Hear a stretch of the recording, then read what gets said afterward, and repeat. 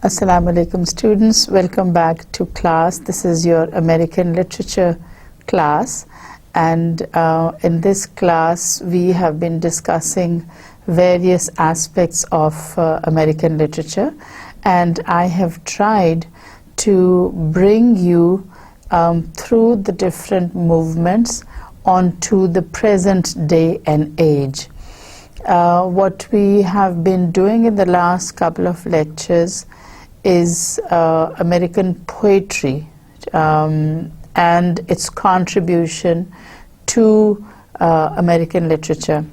I told you that we're going to be discussing a few poems from each of the major poets, so that you have an idea of the concerns of American poets. And this paper is supposed to give you an introduction to American literature in general.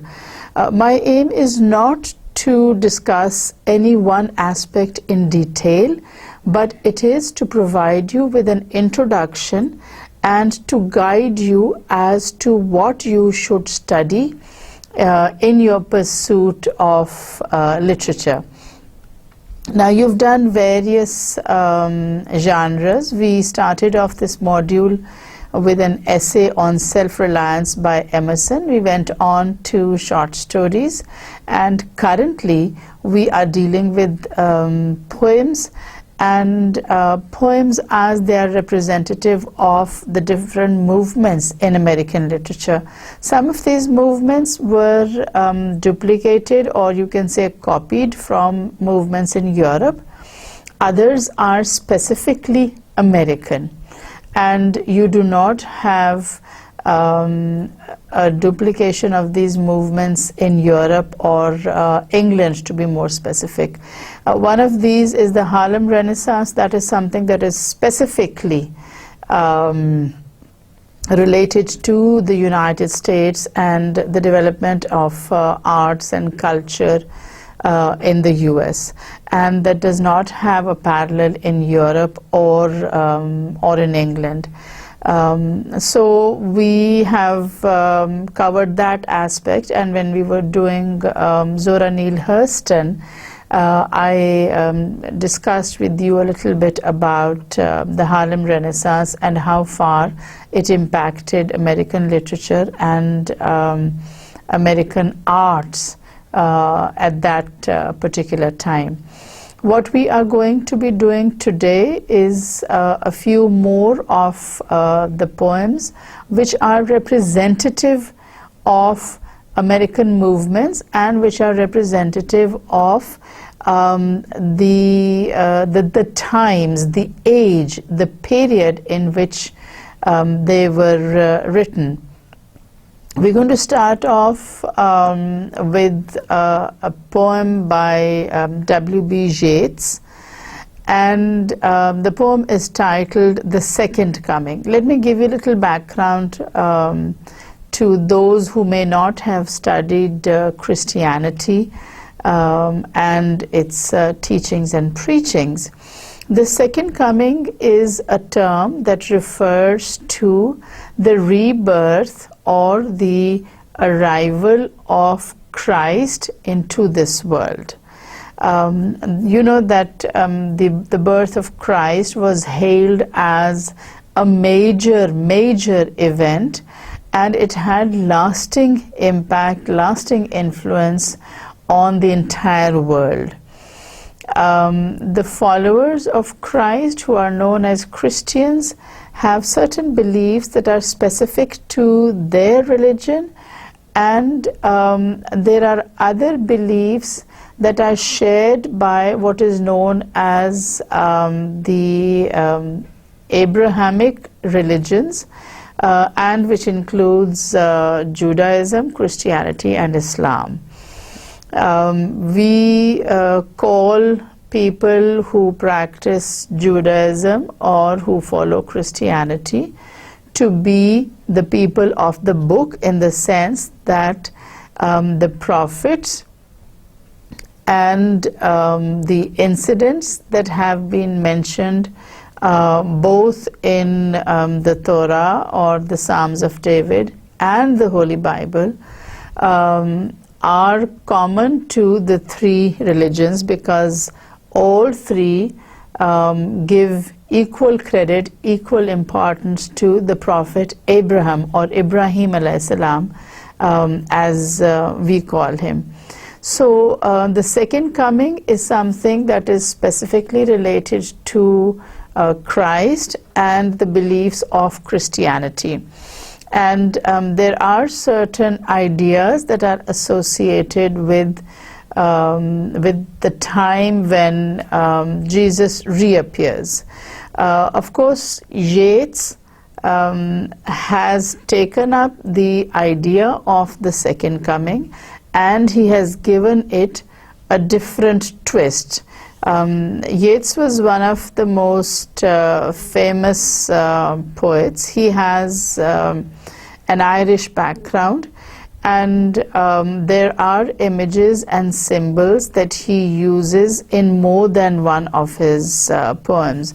For example, the image or the symbol of the gyre is one that he uses again and again, and that is a spiraling staircase, for example. So you find these images and these symbols again and again in his poetry. He also has a very strong dose of his Irish ancestry, and he talks about places in Ireland. For example, he has this one poem that is titled "Wild Swans at Cooley," and he has other poems which are representatives of his Irish ancestry.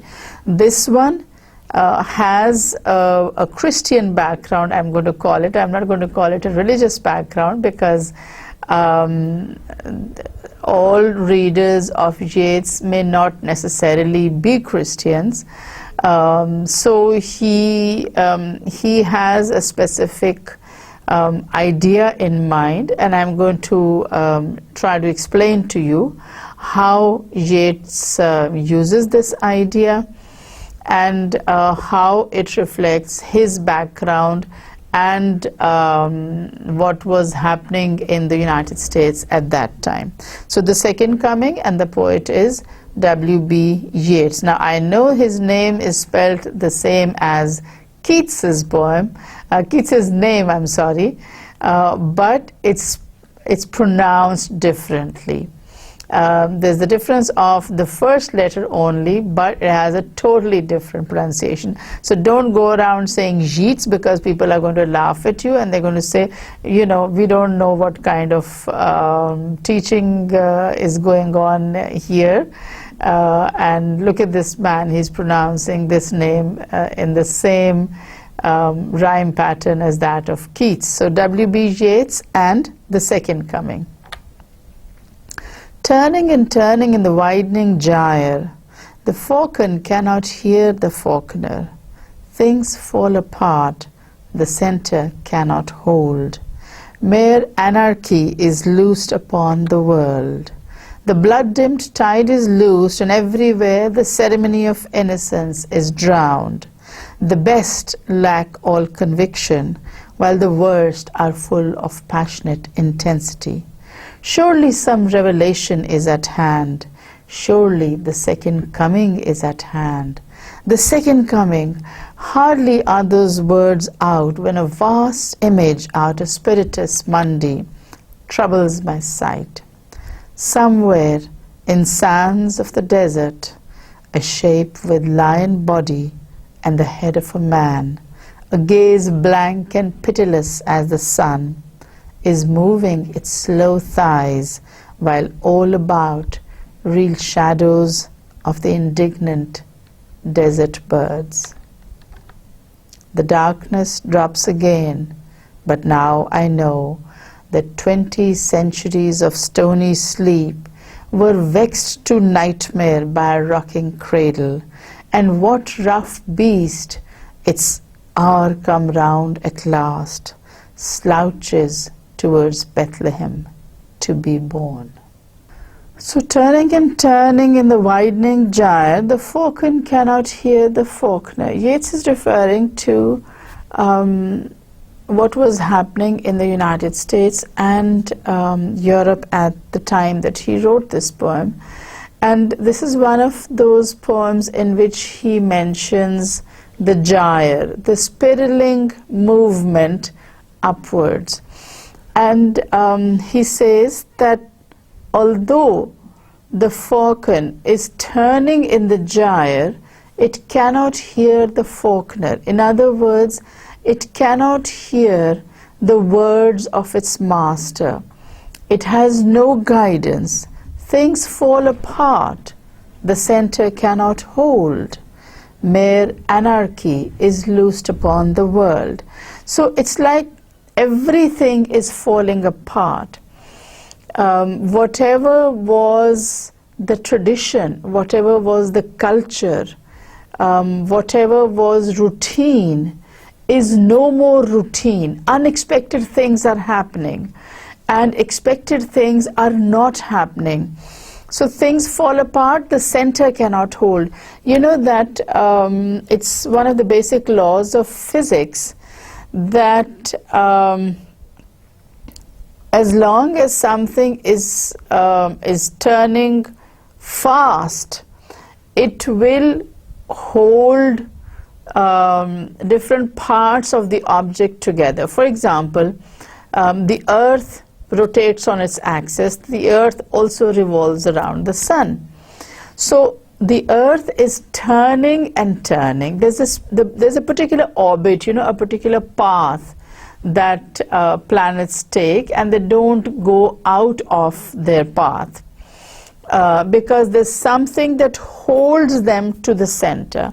So the earth is like the center, and yet it's turning upon itself. You know, it's like that humming top that you have, that tiny toy which you buy for little children, and when you give it a twist, the top starts turning, it starts rotating, it stays in one place, and yet it goes round and round.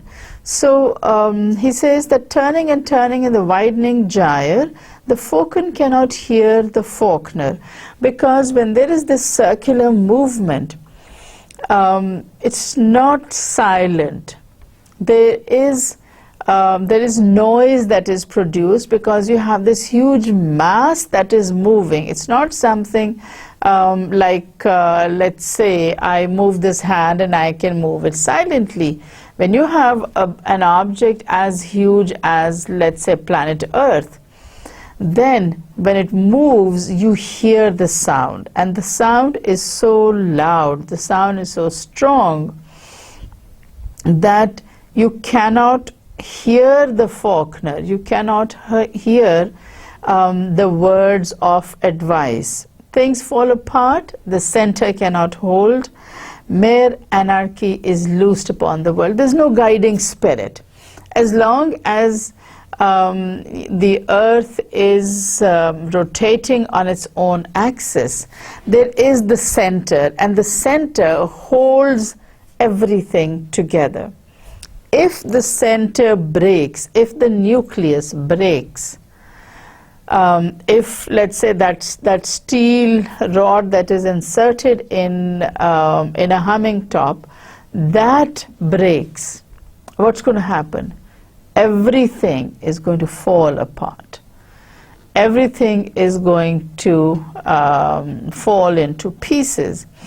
So this earth, the poet conceives of as turning and turning all the time, and yet he says there comes a time when the center cannot hold the pin that you have inserted in the center, or the gravitational pull, he says, cannot hold, and the result is mere anarchy is loosed upon the world.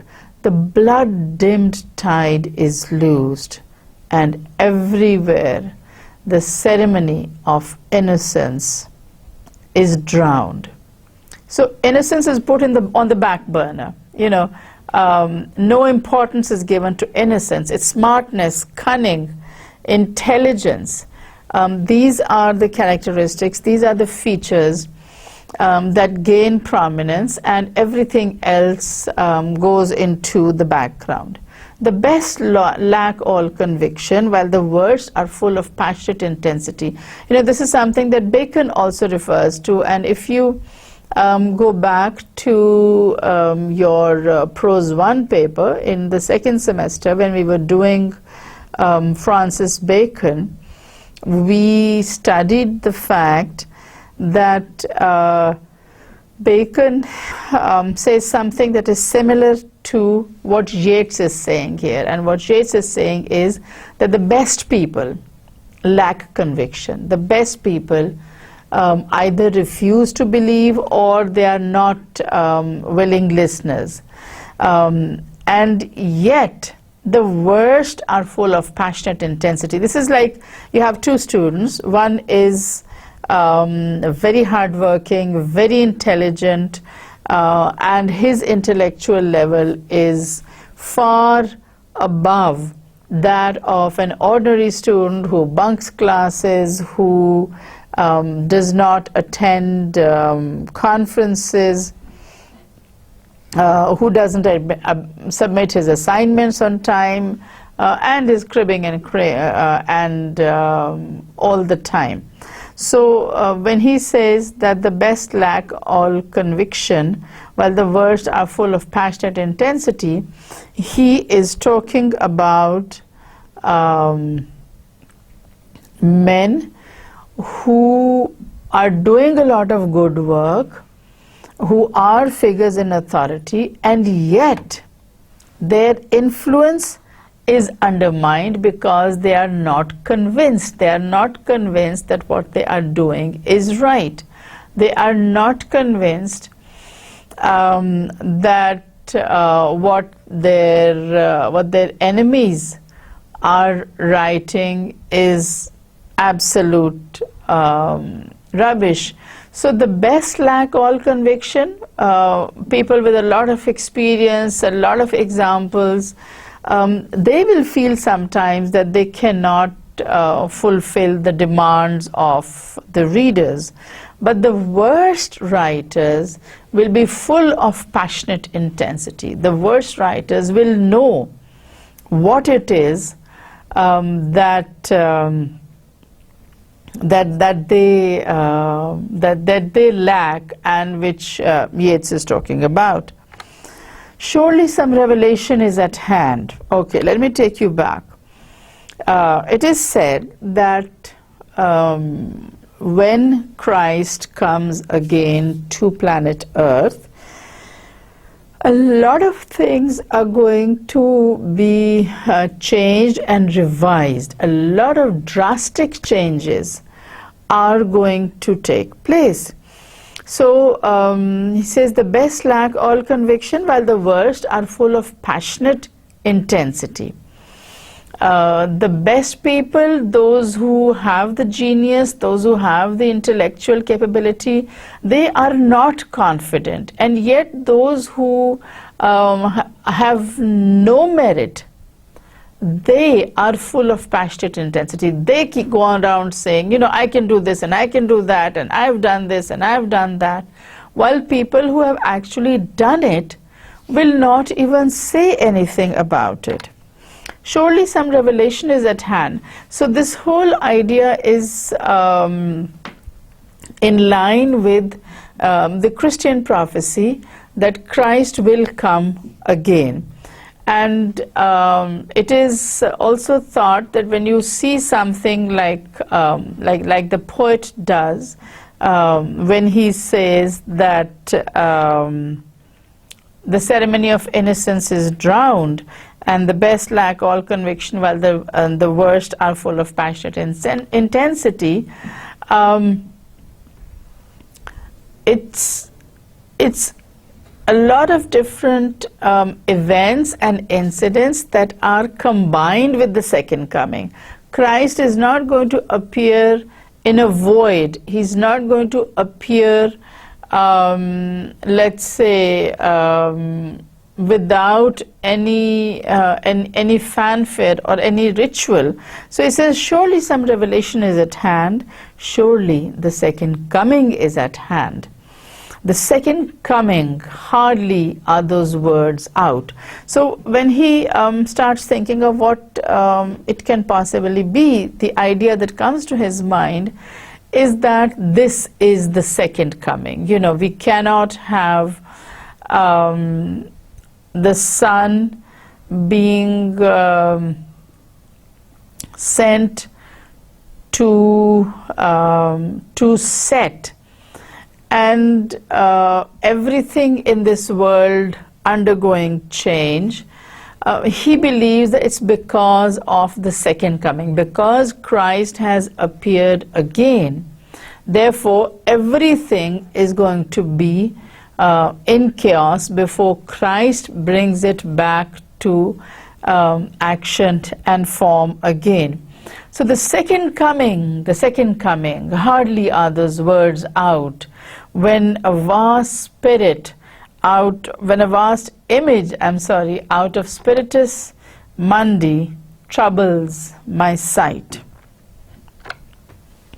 So as soon as he thinks of the second coming, there are so many other thoughts that come to his mind.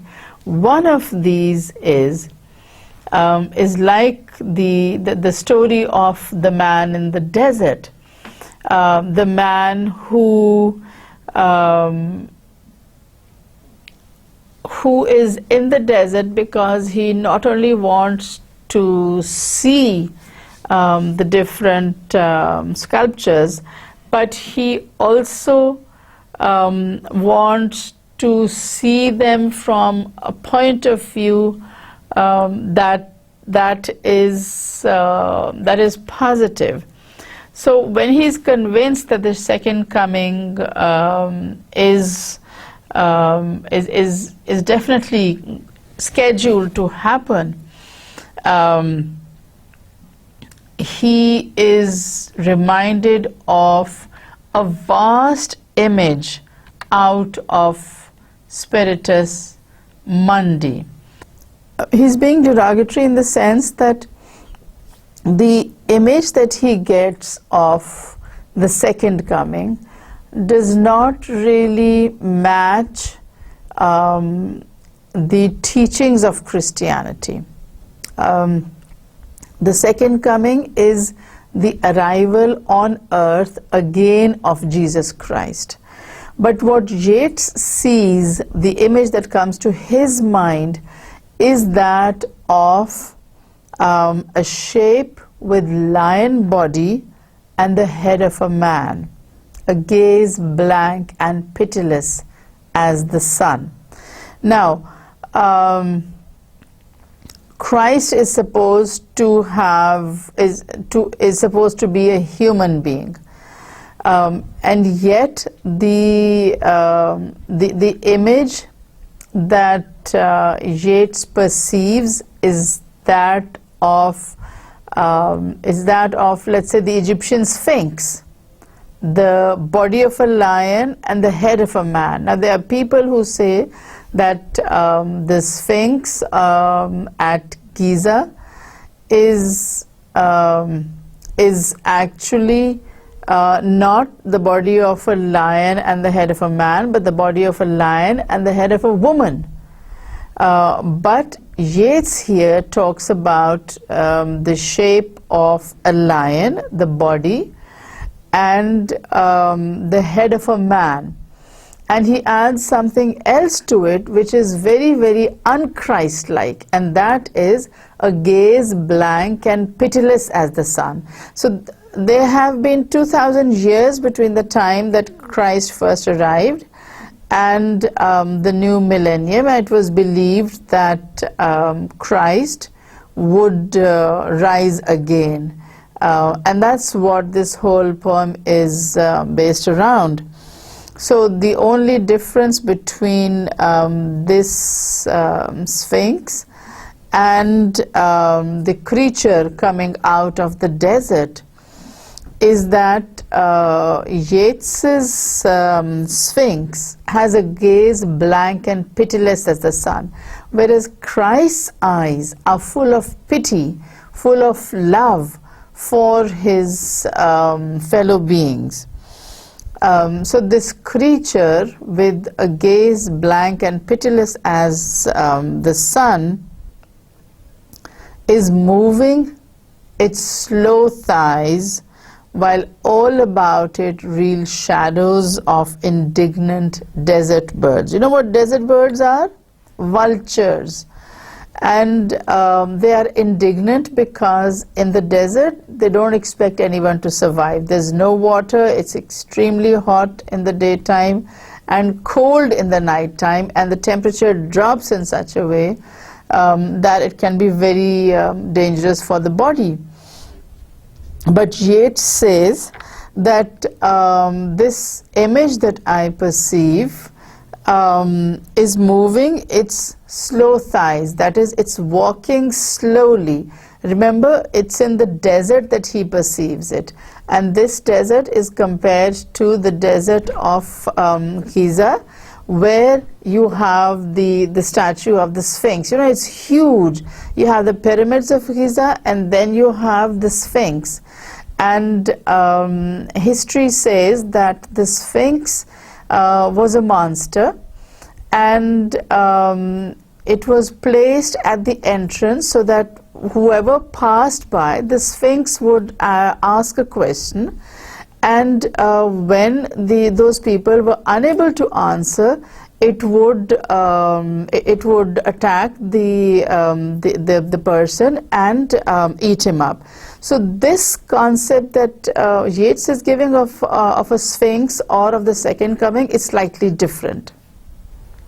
So the Sphinx that Yeats talks about, or the second coming that he talks about, is very different from what has been taught or what has been prophesied by Christianity and the followers of Christianity.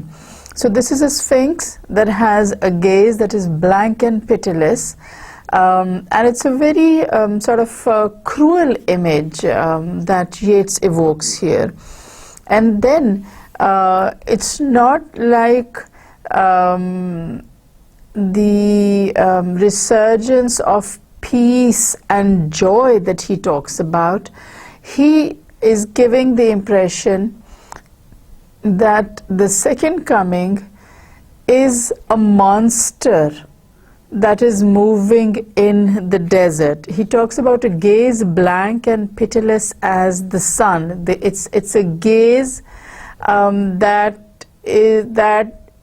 is hot and searing, just as the desert sun is very strong, and it dries all moisture.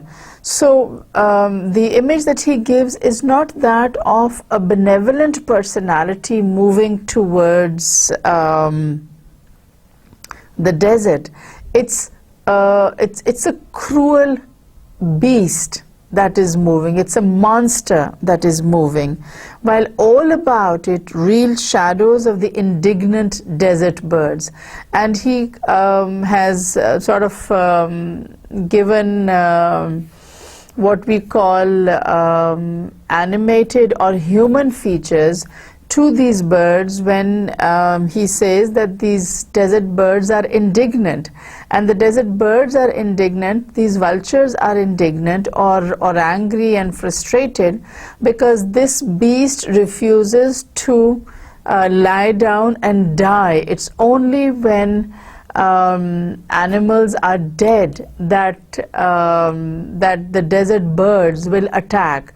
They will not attack a living being. So you see shadows of the desert birds because the feeling is that the desert birds are being deprived of a meal by this monster that moves its slow thighs. It moves very, very slowly but surely. So there is resolve in this monster, there is resolve in this beast. The darkness drops again, but now I know that 20 centuries of stony sleep were vexed to nightmare by a rocking cradle. And what rough beast, its hour come round at last, slouches towards Bethlehem to be born.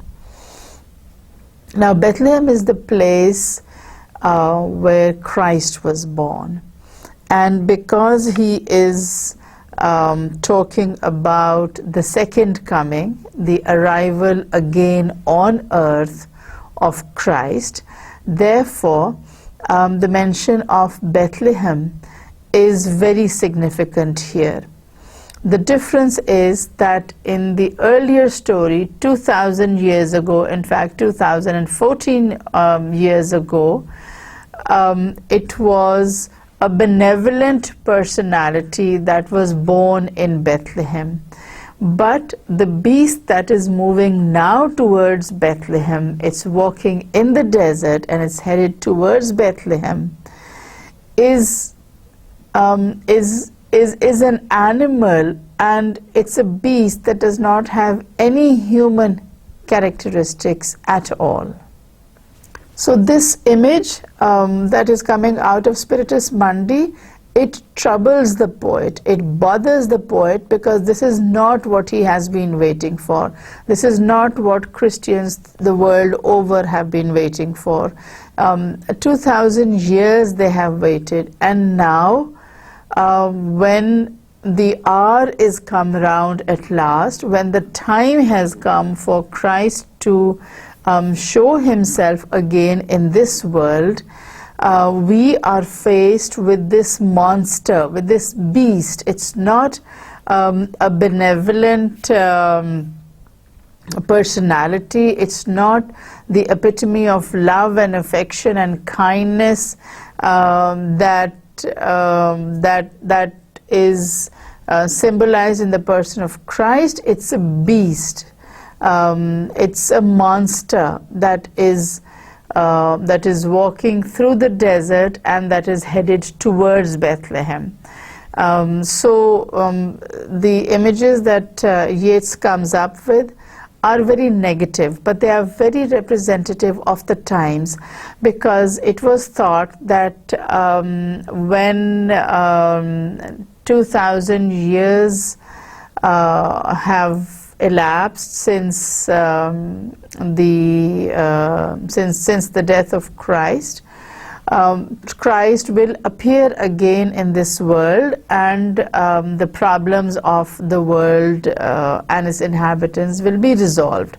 But now, when the 2000-year limit has been reached, Yeats says that the creature that is moving towards Bethlehem to be born does not have anything in common with Christ. This is what we have been waiting for 2000 years. When he talks about stony sleep, he's referring to the fact that Christ was crucified, and after death he was buried in a cave, and on the mouth of the cave a huge stone was placed, and that is why he refers to it as stony sleep. And it's as if Christ had gone off to sleep and had been rocked in his cradle. And now, when it is time for Christ to rise again, to appear to the world and to the Christians, what you do see is an animal, a beast that is heading towards Bethlehem. And here Yeats presents a rather strange image.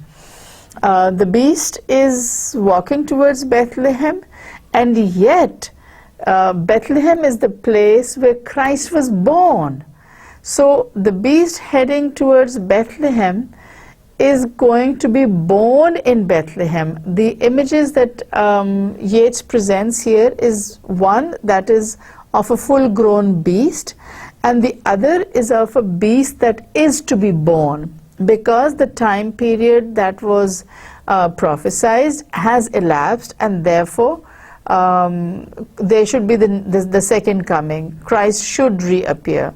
But the image that he gives is that of a beast, a monster, and he says this beast is headed towards Bethlehem, and it's from Bethlehem that all of the people in the world will know that this is the second coming. Christ is here, except that Christ is not in the form of a human being, is not in the form that is that you expect Christ to be, and that is of a human being who is beautiful in nature, who is very loving, and who forgave his direst enemies. So this beast is in dark contrast with the image of Christ that we have.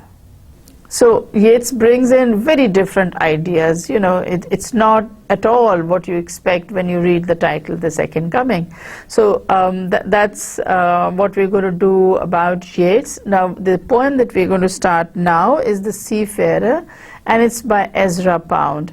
And let me tell you that this is a longish poem, so we may not be able to finish it today. But we will definitely do it in the next lecture. So let us start The Seafarer by Ezra Pound. And you know that Ezra Pound is one of those American poets whose contribution to American literature cannot be disregarded, cannot be ignored. And Ezra Pound is very often bracketed with T.S. Eliot because of the contribution that both made to literature in their lives. So The Seafarer, and this brings in a whole new idea of a sailor or a person who takes up as his profession service on the seas, starting from the bottom and gradually rising up to be captain of the ship. May I for my own self-song's truth reckon, journey's jargon, how I in harsh days hardship endured oft. So the concept of the seafarer that we have is one of a person who travels around the world and, you know, has the chance, has the opportunity of seeing people from different parts of the world, going to different countries, and being able to see what each country has to offer. But nobody thinks of the hard life that the seafarer or the sailor actually has to lead. So Pound is going to give us an introduction to that. And right off the bat, from the very beginning, he starts off by saying that a sailor's life is not as easy as it appears to be. Bitter breast cares have I abided, known on my keel many a care's hold, and dire sea surge. And there I oft spent narrow night watch nigh the ship's head, while she tossed close to cliffs. Okay. So hardship endured oft. My life is a very difficult one. I have thoughts and ideas that I cannot share with anyone. You know, the life of a sailor is a very lonely life in the sense that he spends months on the sea and his only companions are people who are doing duty with him, but with whom he may not necessarily be on good terms. So a very difficult position. So he says that I have cares and I have worries, and I have dealt with them. Now the one thing that he does here, which is different from other poems of the time, is that he imagines or presents himself as a ship. He talks about bitter breast cares, and he's talking about feelings and emotions, and he says that I have a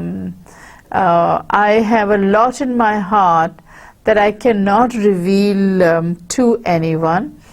And I have been very worried, known on my keel many a care's hold.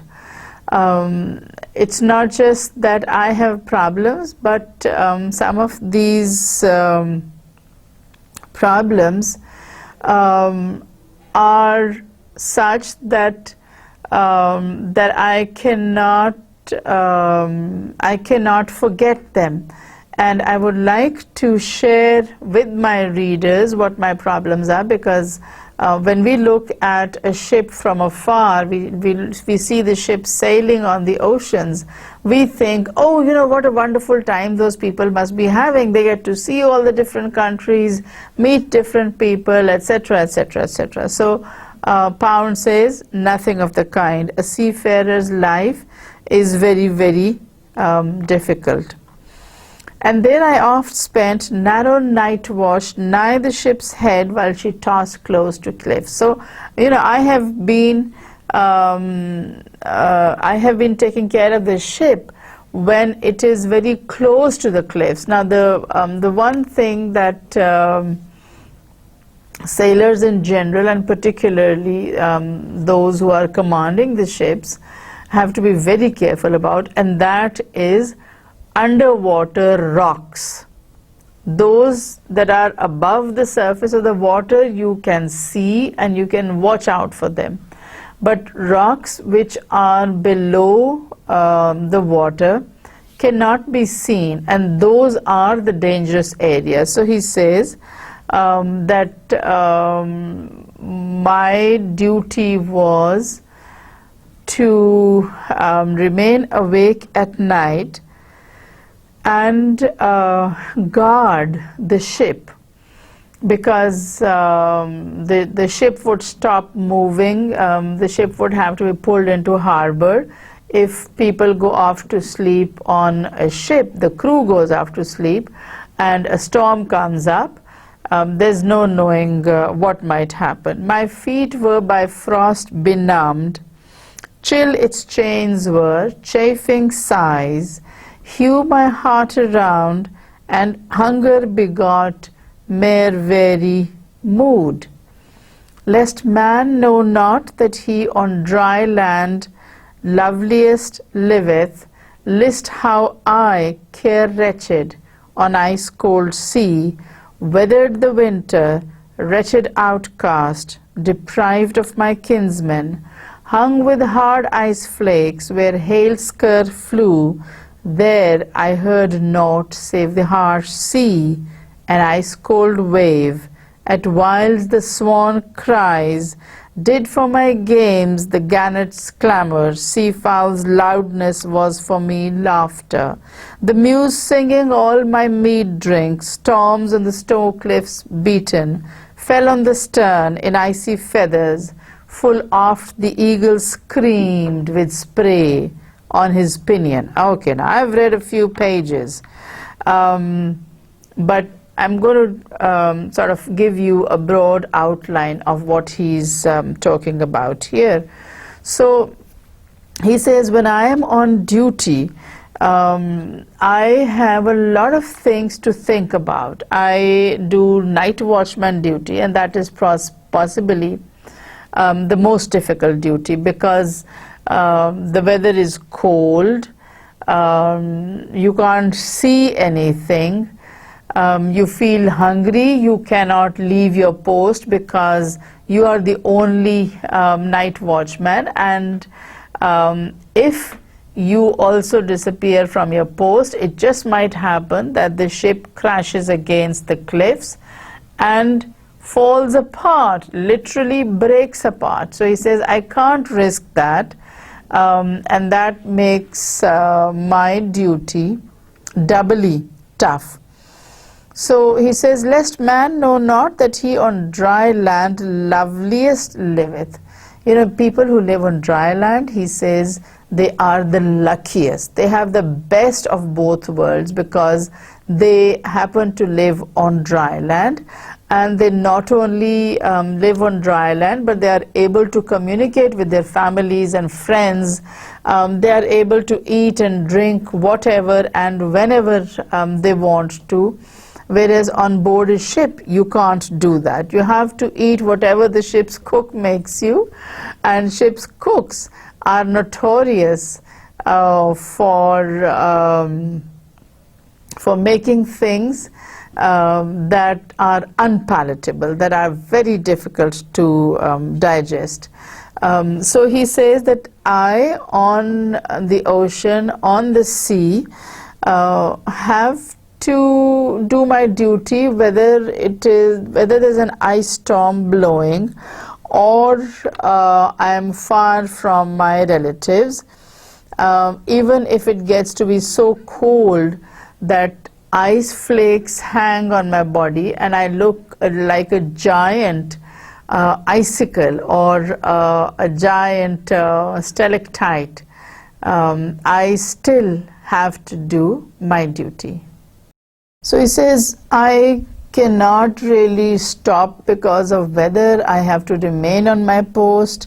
There may be a hailstorm brewing, there may be snow, there may be strong winds blowing. I cannot move from my post because the duty that I do on board the ship is of supreme importance. So I have to take great care that the ship does not,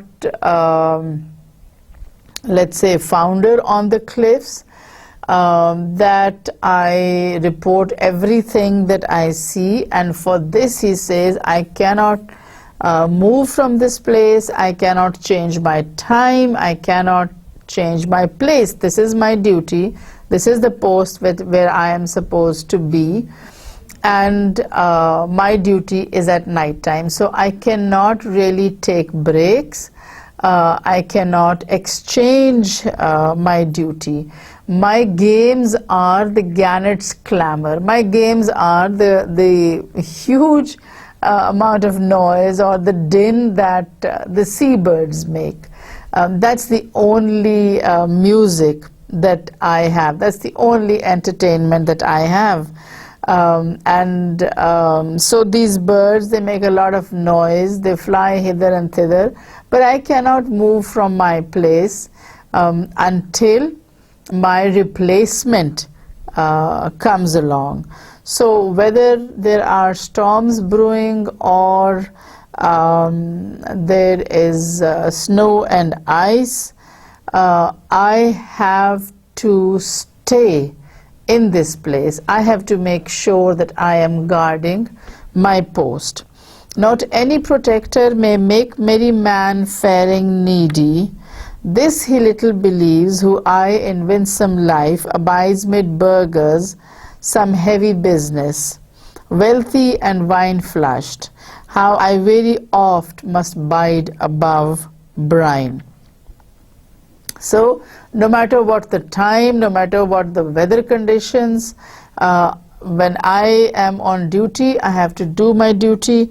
I cannot sing and dance like other people. I cannot enjoy my life because my duty is that of a very, very serious nature, and I have to take care of the ship when everyone is asleep. But he says that people who have not lived the life of a seafarer or a sailor can never appreciate the kind of work that I do, because they are living in the city, they are in the urban center, and they're dealing with businessmen all the time. And I am different, you know, I cannot leave my place of work, I can't just go out for dinner or for lunch, etc. And I have to be there at all times and in all possible seasons. Frost froze the land, hail fell on earth, then crow of the coldest.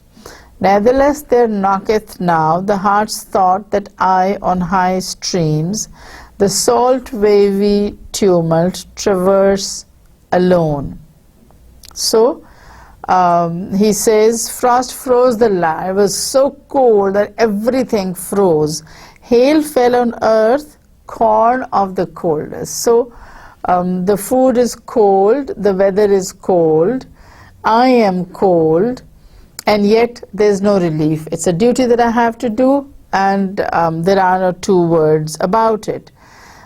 So my one idea that comes to me is, why must I be alone on this? Why can I not have a partner who can share this duty, so that I don't have that feeling of loneliness deep in the night? I will know that someone is with me. I'll have a companion, and I will not feel alone anymore. I think we're going to stop here. I'll just quickly recap what we have done today, and leave the rest of the poem, The Seafarer by Ezra Pound, for another class. Now, when we started this portion of the poetry selection, we started off with one of the poems by the poet William Butler Yeats, and I explained to you that Yeats had an Irish origin, and therefore a lot of his poems reflect the concerns of the Irish. One of the predominant images in Yeats's poetry is that of the gyre, and he uses it to show where his thoughts are leading. He talks about turning in the widening gyre, and then he gives reference to the falcon and the falconer, and he brings in ideas which are predominantly Christian, and yet he gives it a coloring of his own. So the poem is titled The Second Coming, and yet he digresses from the story of the Second Coming as given by Christians, and he brings in this monster, this beast, which looks like the Sphinx at Giza, and he has this Sphinx-like monster moving towards the birthplace of Jesus Christ, and then he talks about this beast slouching towards Bethlehem to be born. And I emphasize the fact that he's giving a contradictory idea. In the first sense, the beast is fully formed, and in the second place, when the beast is going towards Bethlehem, Bethlehem was supposed to be the birthplace of Christ, and Christ is the epitome of love, affection, humility, kindness, whereas this beast is just the opposite. This beast looks like the Sphinx at Giza, and how that is a reference to the fact that the Sphinx in mythology was a monster having the body of a lion and the head of a woman. Yeats changes that and makes it into the body of a lion and the head of a man, and says that this is something that is ferocious, and it eats human beings. So the fact that this beast is moving towards Bethlehem is something that causes Yeats a lot of concern, and it upsets him because it's so unlike what was prophesied and what was predicted.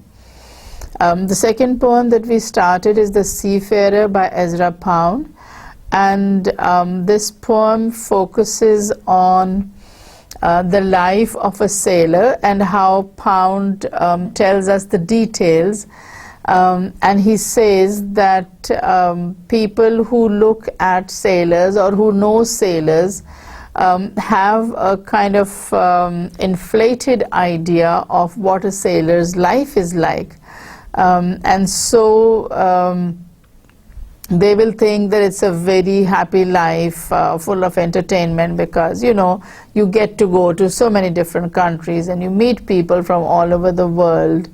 But Pound says that my duty is such that I cannot appreciate all these things that you are mentioning. And out of these things is the fact that you meet different people, that you get to go to different places. He dampens this by saying that the only places that I do go to as a seafarer is places where the ship is going to dock, so that if there is bad weather, the ship must go into port, must not be out on the open seas, because that is when you have hurricane-like winds that can just tear apart a vessel, a ship. So Ezra Pound focuses on the weather conditions, and he says it doesn't matter whether it is cold or not, doesn't matter whether you have anything to eat or not, it doesn't matter whether you feel, let's say it doesn't really matter whether you feel your extremities because of the weather or not, whether you can really say that all the fingers of your hand are intact. It's so cold, and yet I have to do my duty because there is no one else at that time. And since I do night duty and I do the duty of a guard, I have to be very careful how I do my duty. I cannot go to sleep, I cannot eat there. My only entertainment is the cries of the water birds. He mentions the gannet in particular, which puts up a ruckus, it puts up a lot of noise. So he says that's the only music that I enjoy, and apart from that there is the weather and myself, neither of which I can do without. So Yeats gives this in a manner which appeals to us, and in this poem he's telling us what sailors, seafarers actually have to deal with, not what appears from afar. When you see a ship sailing on the sea, the first idea that comes to your mind is, oh, how lucky are those people, they are away from this world and its problems. Well, they're not, because they have their worries, they have their cares, regardless of whether they are on land or not. And Pound says that people who live on land are some of the luckiest people. They are also the loveliest people, because they have a place that they can identify with. On the sea, what do you identify with? There is no land, there is no idea of ownership of the seas. Now I'm going to stop here. We'll hopefully complete this poem in the next lecture, and we'll also start another poem, everything depending on whether we have time for it or not. So thank you very much, and Allah Hafiz.